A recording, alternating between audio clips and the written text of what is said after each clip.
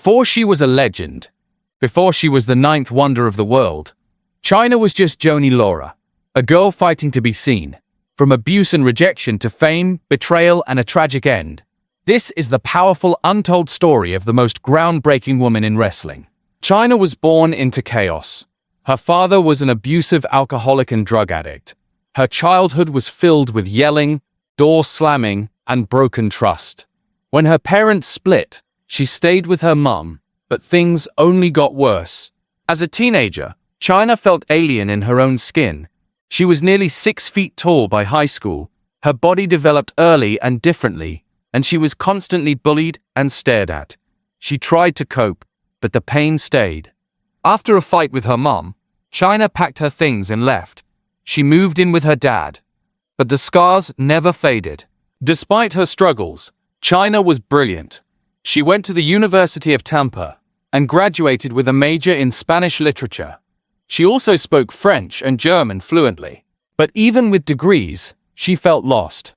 She wanted to join the FBI. She worked with the Peace Corps in Costa Rica, teaching literacy, a time she often described as humbling and fulfilling. But even then, something felt missing.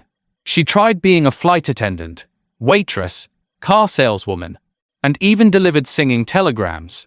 Each job felt like a costume, something she put on for others, never truly feeling like herself. But the only place she felt truly in control was the gym. She started lifting weights with her sister and boyfriend, Jerry.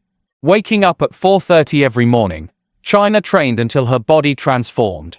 She was 185 pounds of muscle, and ready for something more. One night, Chyna was flipping through channels, and saw wrestling on TV. The lights, the drama, the crowd. She was hooked instantly. She called Killer Kowalski, a Hall of Famer who ran a wrestling school nearby. He charged her $2,000. She paid it and started training the next day. Kowalski knew, immediately, she was different. She trained with men, took the hits, and kept getting up.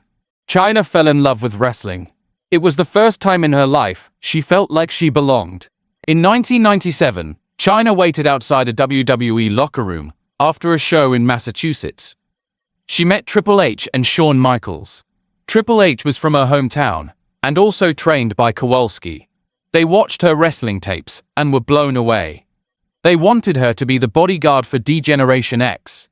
She came home that night and couldn't sleep. She knew her life was about to change forever.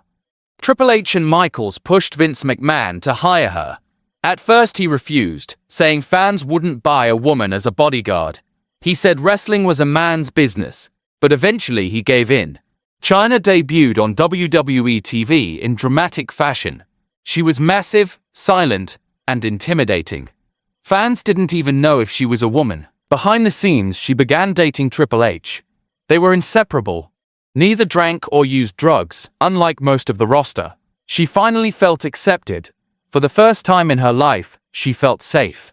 She called the locker room her family, and Triple H, the love of her life. Chyna made history. She wrestled men, defeated them, and became the first woman to win the Intercontinental Championship. She was in Playboy, did red carpet events, and became a household name. She became a trailblazer in a company that rarely gave women true power. But fame came with pressure. Fans mocked her looks. She had jaw surgery to appear more feminine. She felt the need to be softer, more acceptable. Behind the scenes, Triple H started taking more creative control over her career. She didn't always get to speak for herself. What began as a love story was slowly shifting into something less equal. The turning point came with an on-screen wedding storyline. Triple H married Stephanie McMahon in the script, but life began imitating art. Stephanie and Hunter got closer behind the scenes. Chyna grew suspicious. She found a love letter from Stephanie to Hunter, dated a year back. Her heart shattered. Soon after her contract expired, WWE didn't renew it. No thank you, no goodbye. Just a fax. Chyna tried to break into Hollywood.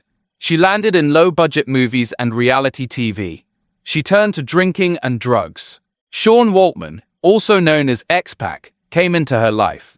They dated, fought, did drugs, and recorded adult films. She moved to Japan and wrestled for New Japan Pro Wrestling. The fans loved her. She even fought Masahiro Chono, but addiction followed, and she was released from her contract. Back in the US, WWF distanced themselves further after she starred in more adult films. Triple H said it wouldn't be appropriate to induct her into the Hall of Fame because children Googling her would see porn. In April 2016, Chyna was found dead in her apartment. She had OD'd on alcohol and anxiety medication. She was only 46. Her funeral was small. Her legacy was complicated. She'd shattered ceilings but burned bridges. In 2019, WWE finally inducted Chyna into the Hall of Fame, but only as part of DX, not solo. For many fans, it was too little too late. Chyna gave everything to wrestling, and in the end, it didn't love her back. But we will. If you believe Chyna paved the way for every woman who came after her, hit that like button and subscribe for more stories that pull back the curtain. Drop a heart in the comments if you ever watched her and thought, now that's a real warrior. Thanks for watching. Rest in power, ninth wonder of the world.